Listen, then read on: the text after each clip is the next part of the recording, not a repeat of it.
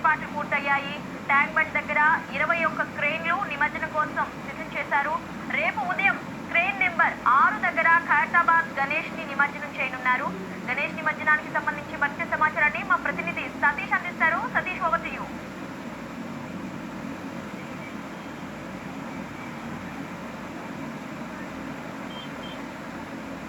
హైదరాబాద్ అంటేనే festival city of ఇండియాగా మారిపోయింది.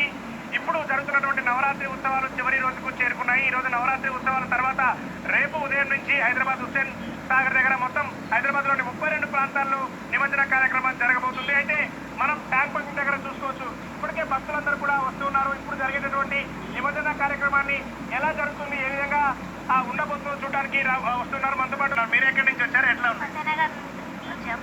చాలా బాగుంది, నీట్ గా ఉంది. హైదరాబాద్ గణేష్ చూసి వస్తున్నాం మేము ఇక్కడికి. అరేంజ్మెంట్స్ ఎట్లా ఉన్నది, మన పోలీస్ సిబ్బంది బాగానే ఉంది, మన తెలంగాణ గవర్నమెంట్ బాగా వర్క్ చేస్తుంది, మొత్తం క్లీన్ గా అండ్ నీట్ గా ఉంది.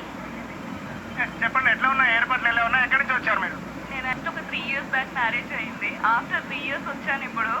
బట్ ఆఫ్టర్ దిస్ తెలంగాణ తర్వాత చాలా బాగుంది. ఇంతకు ముందు అయితే అసలు కనిపించేది కదా, అట్లీస్ట్ ఇప్పుడన్నా కొంచెం చూడడానికి ప్రాపర్గా పబ్లిక్ కూడా కొంచెం డీసెంట్ గా మంచిగా ఉన్నారు. Very nice. నా చూస్తున్నాం ఇక్కడ ఆల్రెడీ చెప్పునా, జై బోలో గణేష్ మహారాజ్ కి చెప్పు చూస్తున్నాం.